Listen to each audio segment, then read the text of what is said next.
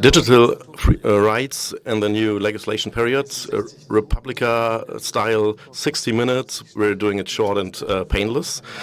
Katarina Barley, Ministry of Justice and Consumer Rights, and she is a former judge. Constanze Kurz, computer scientist and journalist. You all know her. Gerhart Baum, former Minister of Inner Affairs of Germany. He's a member of the FDP back when this was another party. And Thomas Heilmann, he's a lawyer and entrepreneur, and he has a special relationship to Facebook because he earned a lot of money with Facebook. Thanks for being here. 60 minutes. I'm not really sure if we have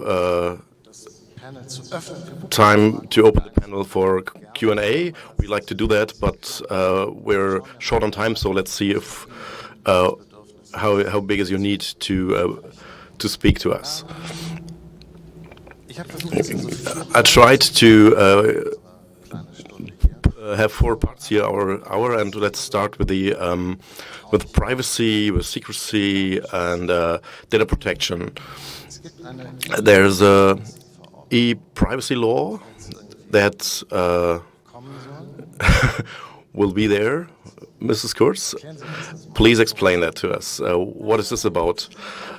In June in Brussels, there will be the general approach. It's the first proposal with content about the e-privacy law, the new regulation, and the discussion changed a bit because international. We talked about this Cambridge Analytica and Facebook scandal, and part of this e-privacy regulation is related to tracking and advertisement and how persons are profiled. And I think the German government should try to use the chance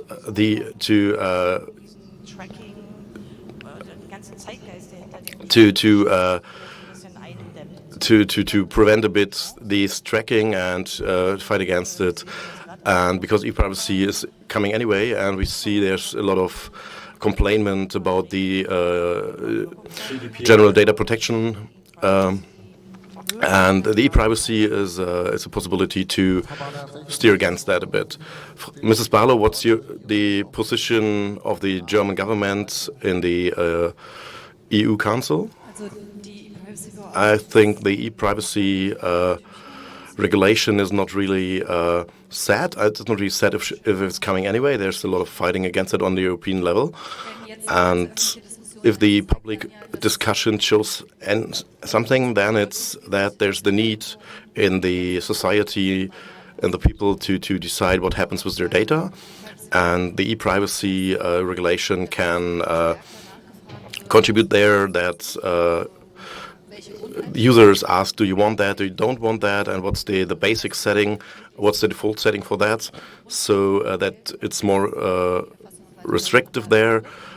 So every step needs to be agreed upon, that if it's coming like that, that's the line I'd like to have. That would be a step. The general data protection regulation is an improvement, but that would be an improvement on top of that. That seems to be autonomy of the user that's not really there. And we're selling you a fridge to you. It's cold, but of course the fridge could do amazing things for you. It could order milk if you run out of milk, but you need to have tick the field here. And you think the users don't do that, and I'm a user that wants to decide when to buy my milk. I don't think we should talk about that framed that way. And digitalization offers a lot of chances, and people should use that if they want to use that. And there are people, they put Alexa on their living room table, and I'm not doing that, but there's a lot of people that like that, and they just come home and say, hey, Alexa, I'd like to have a pizza, and they don't need to pick up a phone for that. I am not. I think we shouldn't forbid that. I think we should enable people to experience that, and there's the attention to the own private data. I don't think it stays that way. It will go away, but I think we should open the possibility to use this technologically advanced like you want to do, and that's, in my perspective, that's the only way we could go. Mr. Baum, is the data protection in the Great Coalition in good hands? No.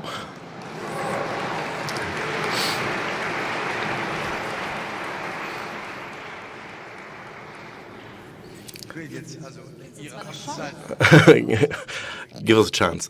I don't. You, in my opinion, you're in a kind of desert there, and you're a strain of hope there. The German government agrees that she can't talk about innovation all the time, but in the coalition contract, the data protection has always been pushed away by the need of innovation. So there's this this fear of dealing with that and with the basic law.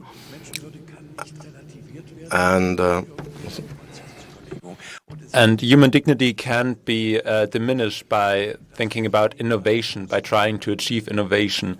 And this mindset that we have this positive development, but it also brings with it disadvantages, this shady side of it that we have to keep under control. I think in Brussels and in Berlin, the government doesn't see it that way. And what's still lacking is a comprehensive concept that also thinks about human dignity, about human rights.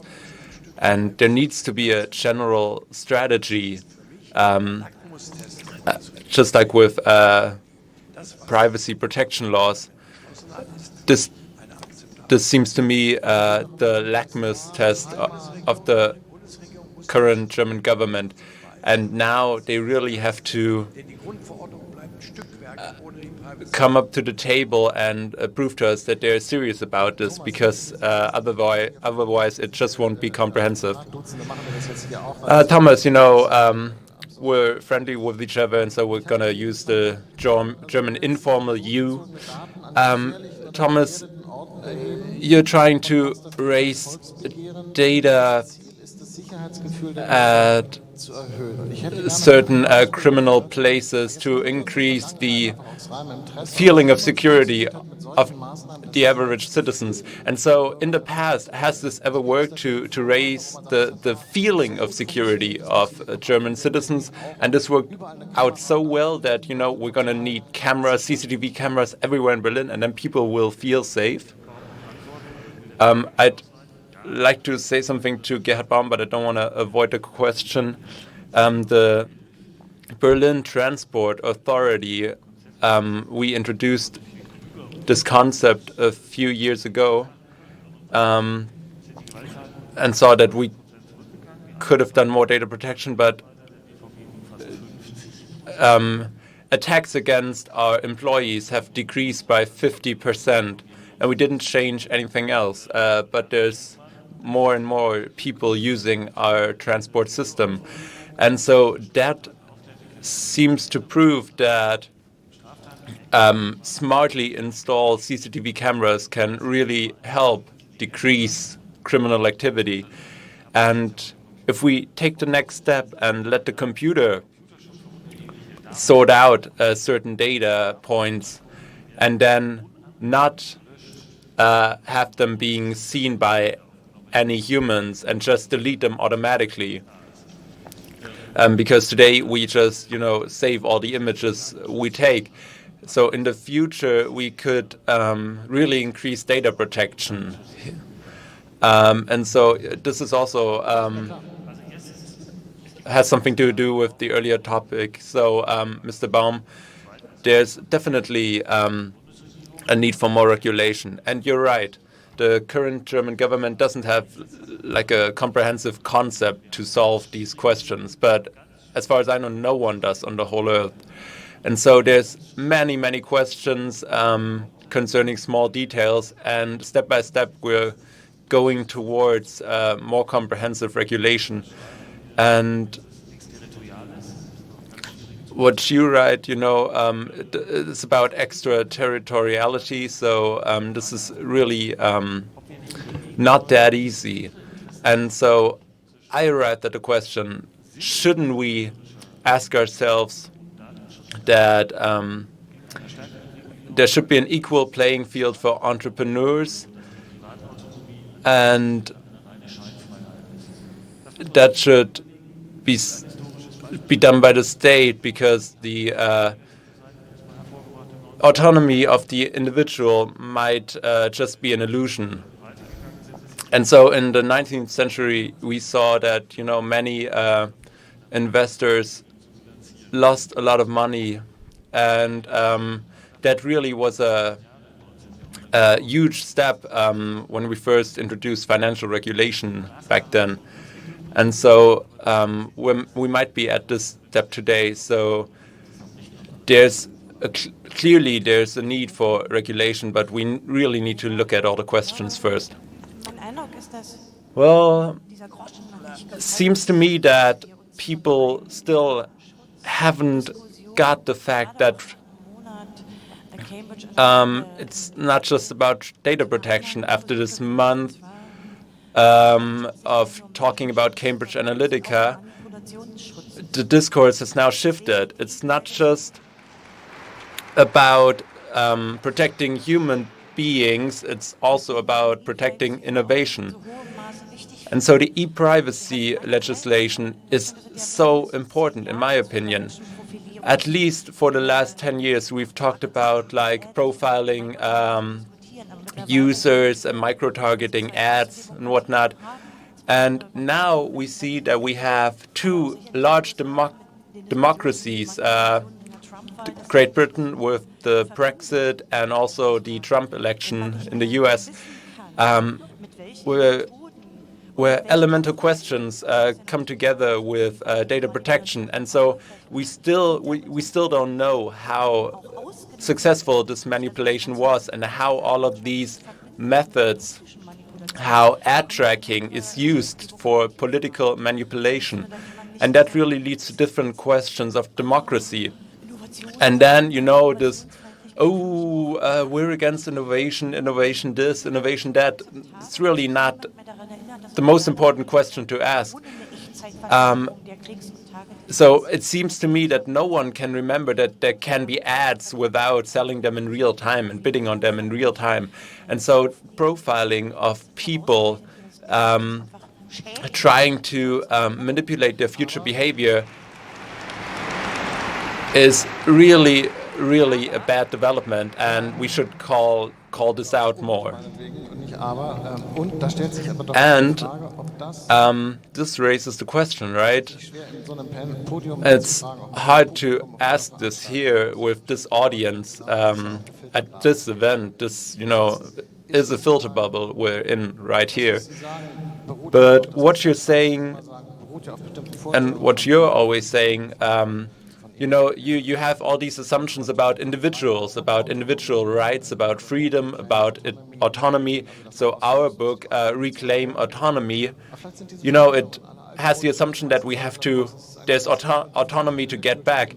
But maybe, all of these assumptions are just wrong and old, and everyone will be happy if, dating is being automized and your fridge will do the grocery shopping for you, and then also the terms will change, and maybe we won't need these old terms anymore. That's the basic question. Do we want to have that unregulated freedoms in the web? Things can develop under the radar, and we're in a very specific time frame right now where we can't return later. And we see that today with the bubbles that form today, people move inside of these bubbles, filter bubbles. You can't reach them anymore with no counter argument, because they just are decoupled from every pluralistic discourse there is. That's a fact right now. We need to see how we deal with that. But if we think further, that autonomy is dissolving, and people think they are autonomous, but in reality, this term is really dissolved, and they are manipulated. And if we miss this time frame right now, we have, and I think we are really at this important time frame right now. We can't return to that, and I think this time frame currently is really important. A short thing. Pulling people out of their filter bubbles. It's the idea of this rule of pluralism. What means that? Does it mean in my timeline I have to read Tichy's Einblick or Don Alfonso, which are kind of right-wing bloggers? How you want to do that in the praxis is that's a thing. That's a discussion, and how we want to do that on a technical level. There are different possibilities, of course. You could think about that in the algorithms, that you don't deal completely with similarities, but there's a factor in there that puts things in there that are counter to this dream or the opinion. But that you have to push a bit in the different direction, so that people, because there are people that are not really confronted with different opinions or different world, and it continues in the online shopping. The more we order online, the less we go to shops and meet shopping assistants and bakers and the bakeries, and in the schools there's we sort each other out by social level. And that's a phenomenon that is there in the complete society. So I think we need to create plurality regardless the means. If we don't act now, we're lost, basically. And I have the feeling we can't really deal with that.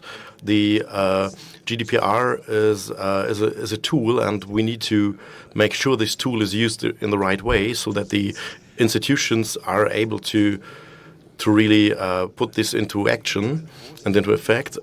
And I'm really worried that we're moving away from our basic law, and we're moving away from the basic law. Our autonomy is affected. We are being manipulated. The politic is manipulated. The web is just a tool of outrage and is multiplying the negative things. And we're in the situation. We're facing a worldwide surveillance tool, and the private and the state actors and so surveillance agencies are acting together, and the large companies are cooperating with the security institutions, with the NSA and Google and how they are called, take away our freedom, and we have a right for our we have the right to uphold our basic law. And the first article, and it's part of the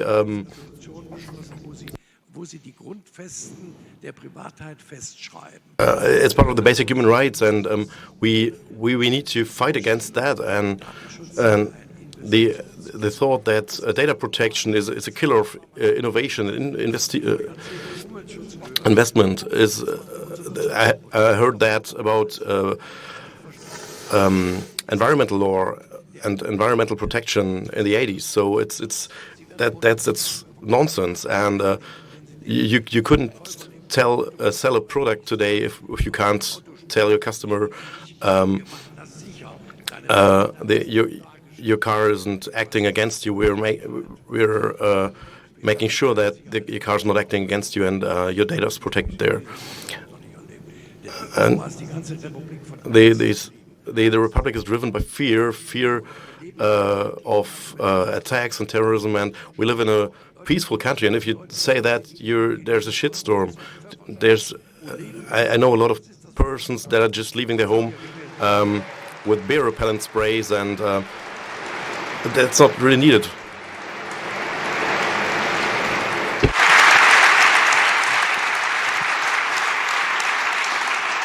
Zweiter Punkt auf unserer Second bullet point on our short agenda, freedom of speech against freedom of information. Challenge demanding has been here, whistleblower or traitor? Oh, that's a good question. You need to make a statement. First of all, I didn't talk to her personally. I just listened to her. Second, I wouldn't judge after the first listening to them. And I need to say we're throwing a lot of things together here. The e-privacy law has nothing to do with manipulation. The one question is we have a problem with pluralism, and we can't solve that problem using tracking or something like that. So that's not a question. We have a 2,000 years old tradition of law and legislation, and Mr. Baum, I'm your opinion. All these things are endangered, but I think we're doing downfall rhetoric here, and that's not helping. It's not like that the people in the audience are unfree here just because they're using Google. It's not that way. So the question is, how do we deal with the oligopoles there that have a lot of way too much power? Second thing is, how do we deal with the question, what are they allowed to collect and what aren't they allowed to collect? And that's the same or as important as how are they allowed to deal with the data they collect. We don't want to have big data everywhere. In medicine, for instance, it's okay, but how do we determine where do we want that and where do we don't want that? And so we need to go through every aspect there and every field of... So we discussed a lot about how we want to deal with data, and we agreed upon a process, how we could approach these questions in a sane way. I read a lot of to that, and most of the articles to that write 15 pages, like how dangerous all it is, and then they just have 3 bullet points what you should do, and so that's not a concept that you could just do one-to-one. So I really like to hear this concept right now. So the plan that the Great Coalition didn't tell us until today, just tell us. I would really like to hear it. Also wir haben ja nun mehrere. We have different sides there, and every side put things down with related to data. But I give you some highlights. We want who is allowed to have which data and is allowed to process which data. We have an ethic commission there, and we want to meet and think about where do we draw the line, and we want to have the e-privacy legislation, and but we don't want it in every detail right now. And I was always a pro speaker of data protection, but there are details we need to talk about that because I think they're not regulated in a smart way, and I don't think everything in there should be like that. But that's the second step. The third step is I just spoke about that. I think we need the social networks and the messenger services. They need to be. We need to force them to provide APIs and APIs to access the data. And this today you could then be outside of Facebook and WhatsApp, and you could exchange data with them. With the minor detail that you're not customer of Facebook or WhatsApp, but you also still can interact with the users there, and that's how we want to deal step by step with these regulations and define smart regulations there, and that's the thing out of the book. And in the book is like digitalization will change every part of the life, and it's not just about innovation, Mr. Baum. Jahre. Und natürlich So now it seems to me that digitalization might lead to the same effects that industrialization has shown in Asia, where China, India lost their worldwide leading roles to Europe. And so now we have to find ways to also increase innovation in Europe, but also increase pluralism and increase data protection. These 3 points are very important. So why does the Constitutional Court always need to stress the fact that privacy is important? For example, with the federal state Trojan software a few years back, it should be that the legislation already encourages this and not just the courts. But this doesn't have anything to do with the regulation of Google and Facebook, right? But we should try, not to see innovation and data protection as opposed to each other. And Mr. Baum has talked about that, because at the end of the day, everyone, wants data to be safe, right? But this is an interesting question, because companies at the moment, we've talked about the customers, but now you're talking about the companies. Yeah, if companies come to Germany, obviously, they want their own company data to be safe. So data protection could give us an advantage over other countries when they choose to open up branches. But we also have to keep market monopolies in check. So this interoperability that you just mentioned, opening up networks, really only, is useful to break up monopolies. It's a necessary step, but Facebook for WhatsApp, no, it's not that important. But for Twitter and whatnot, we need to break their market power, their market share. Okay, back to Chelsea Manning. Whistleblowers, will they be better protected in the future in Germany? Well, we've taken the first step. We are talking on a European level right now to take further steps, and I wasn't involved with that. I'm a minister, a federal minister now for 6 weeks, and so I'm not involved with this topic, but there definitely needs to happen more. Well, there's regulation right in the European Parliament. So company business secrets can be exposed to prove criminal charges, to prove misbehavior, but only if it's in the public interest. So is whistleblowing on Swiss tax evasions now legal, or? Well, I'm clearly I'm an advocate for a better protection of whistleblowers, in stark contrast to the rest of my party. But what we call defamation, we really need to have independent authorities, lawyers, and people in the judicial system. We really need to protect them better. And so, there also applies to saying in dubio pro reo. But okay, Ms. Barley, Mrs. Barley, you've talked to Facebook, which was very generous of you. And so, what was your impression? What are they doing now?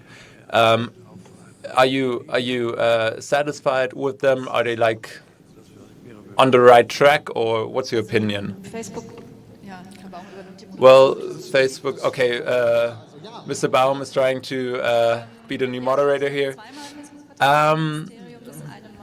I've met representatives of Facebook 2 times, and we've talked a lot about control of algorithms with a European delegation, and then someone came over from the US.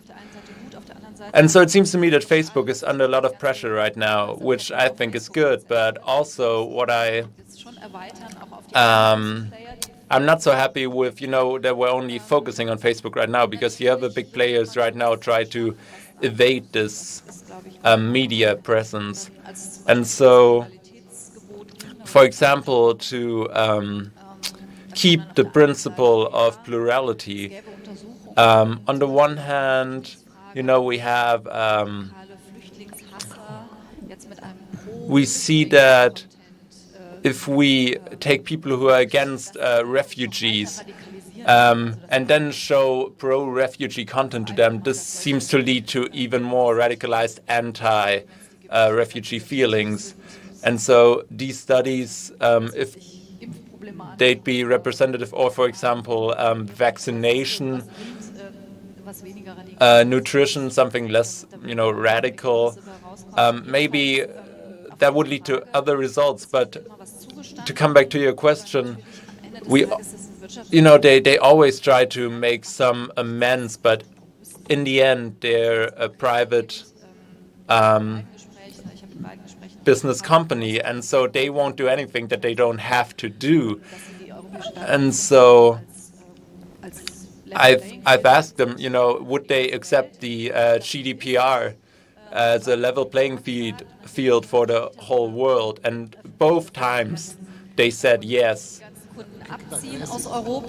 And a few days afterwards, they talked about, moving customers out of Europe. And so I've wrote them a letter, and what they did is try to move customers out of this jurisdictional area. And so all of these regulations that we just introduced, with up to 1.6 billion fines. All right, real short.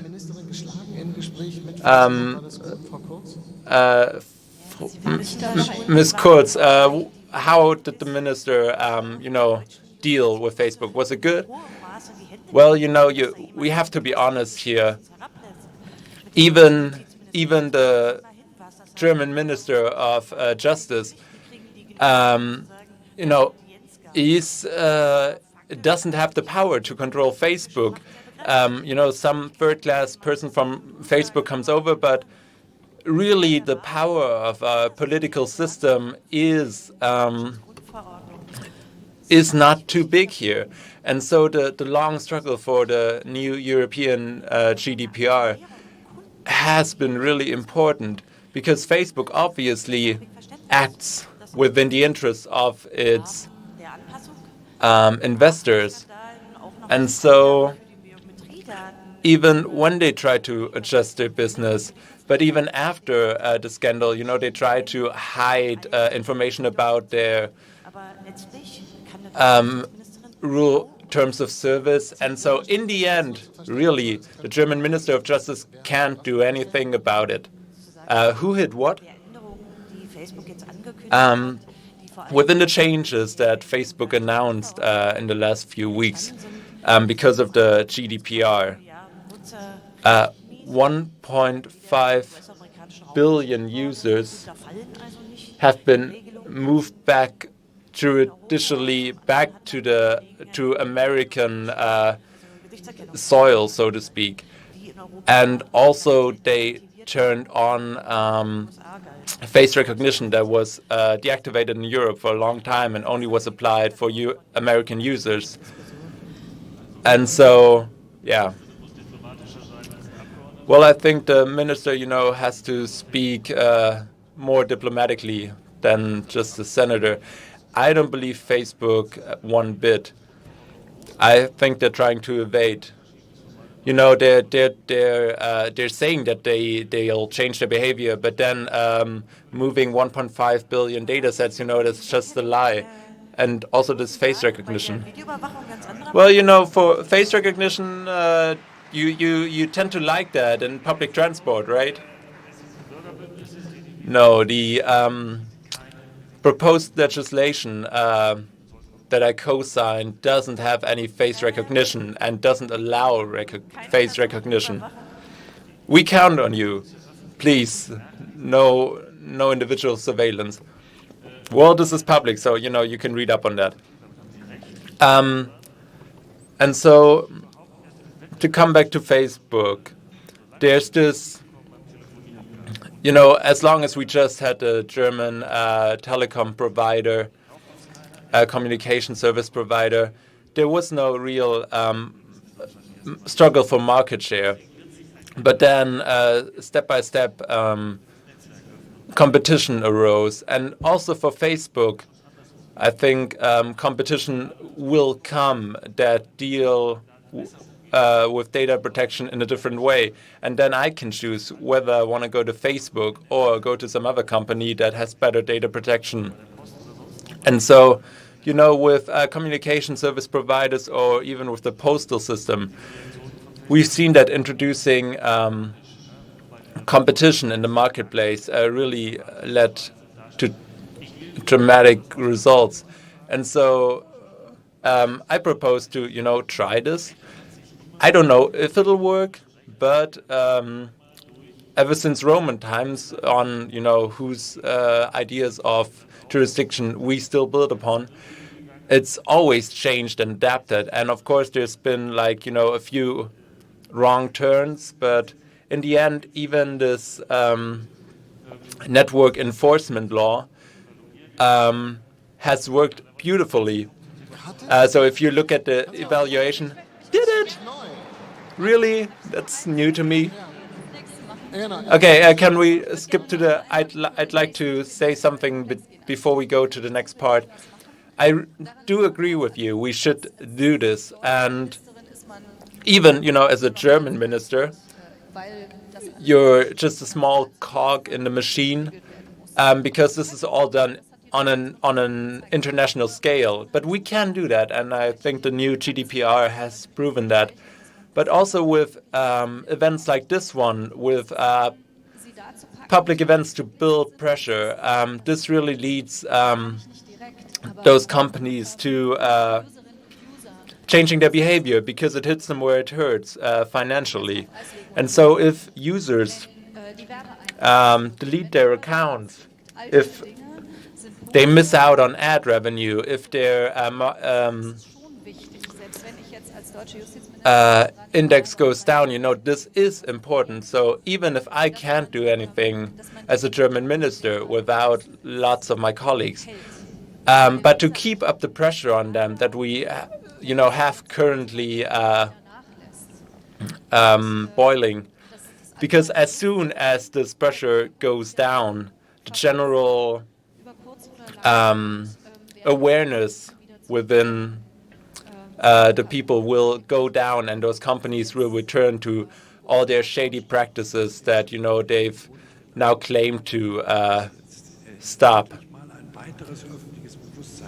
It seems to me that we have this public awareness right now because of this Facebook scandal, and of course it's just a small part of the problem, but this awareness has opened up. And after Snowden, what happened is the NSA could just search all of our computers, and the federal government did nothing.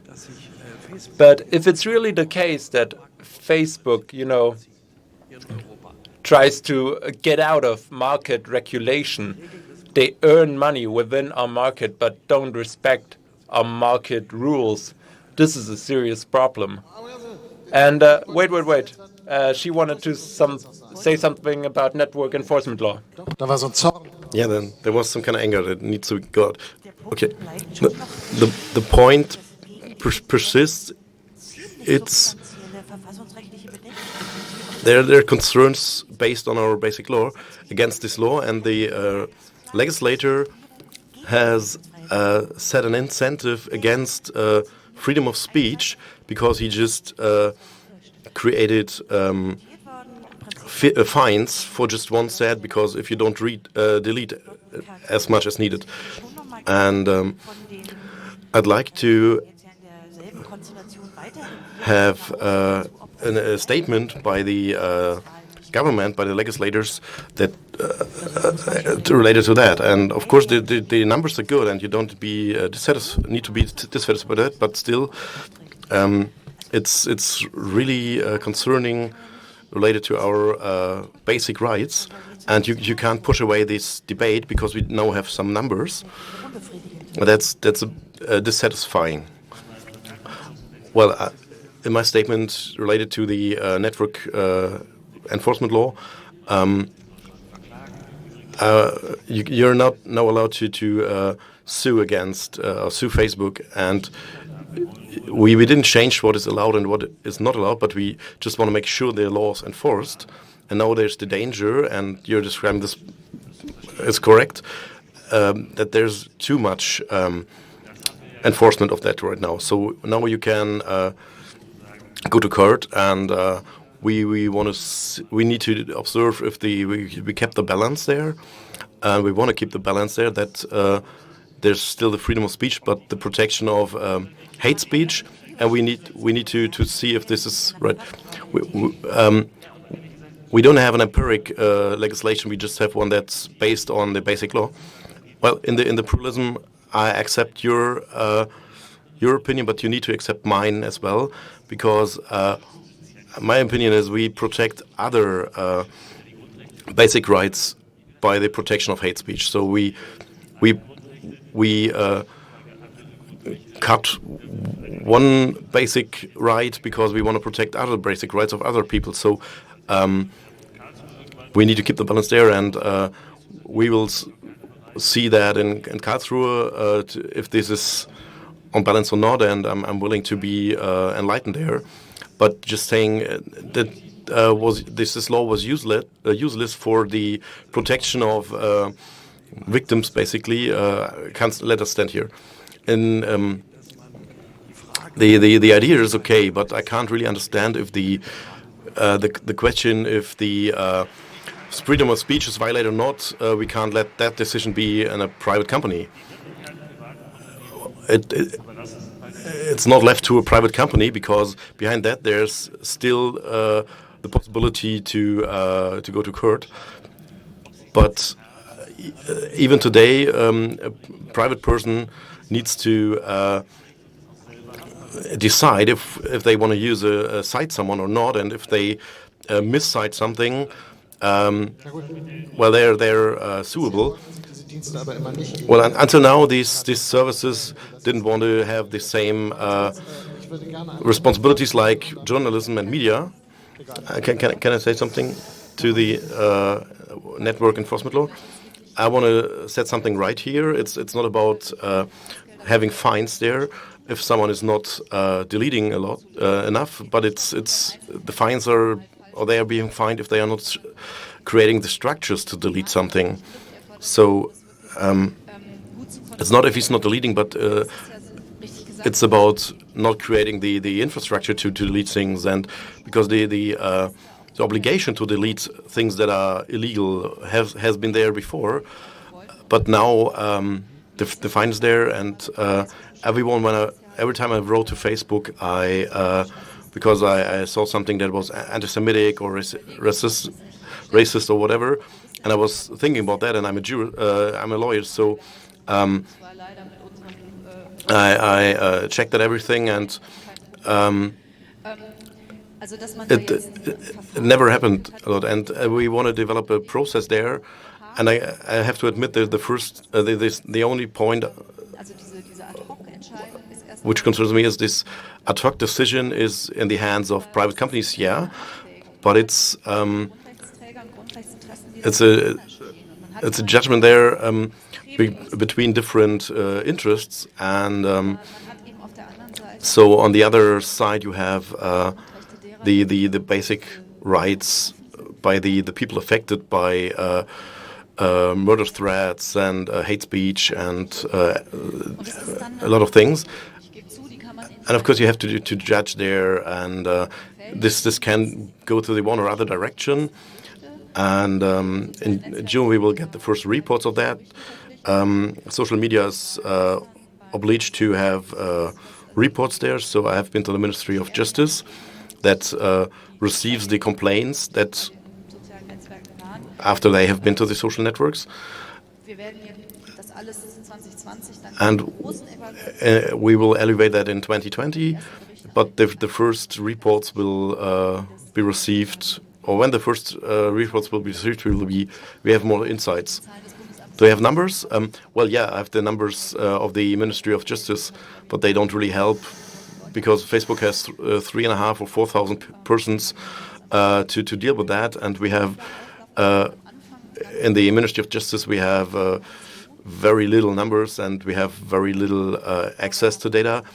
Maybe 5 figures there, and so now we're in the hundreds there. We have 8 minutes left, so we will skip the participation of the audience because we want to use this time to finish this talk. Ethical self-regulation of companies. Do we trust in that or not? I think it's right we do that, but we don't trust in that. I think we need to regulate smart there, and a lot of and I'm pretty sure how to deal this in some cases, but for instance Facebook, but in other cases I'm not really sure what's the smart regulation there. There's a bit like playing domino, because there are network effects and you don't really get them before. And I'm a legislator, or one of 710, and we need to think about how to do that. We need to be faster than 10 years, so we don't have a lot of time, but we need to do that step by step. And we need to be careful, like we did this in the network enforcement law. And it's a learning, and so we just check how this affects the reality, and then we can regulate. And to be honest, I'm really glad we have less anti-Semitic hate posts there in Facebook, and I really think it's right. Sure, I want to say something to that. I'm happy about every anti-Semitic person that is not able to state his opinion. He's still allowed to state his opinion, but not violating law anymore. The point is that the basic point of the law is against freedom of speech, and that's my critique. We also have this basic rights, and in this legislation period we will see how the lawyers in Karlsruhe will decide, and I have no doubt that this complaint will be successful. Okay, well, the last point that interests me is the automated decision-making systems, and the thing is, do we think or do we believe in the pre-selection of data? You said this before. The algorithm decides if this is suspect or not. Do I delete that or give that further to police or whatever? I don't really understand it in a technical way, but you put in ethic criteria, ethic values into the algorithm. There's a lot of question where that could be affected, like autonomous vehicles, cars. Do we trust in that? Do we rely on that? Is this working? Is it our future? I think you need to distinguish two things. The question is, which decision do we give to the automatization, and which decision has to be made or checked by a human, by a person? If you go to America today, the border agent says, hey, you can't enter the country, and if you ask why, then the border agent says, hey, my computer says no. And someone calculated that, and you've been judged, and the person that's sitting there doesn't know why, and he hasn't made the decision, and he can't really check that. And I think that's not okay. We can't say that health insurance companies reject persons because of the result of algorithms. So we need to control the result by law and political way. So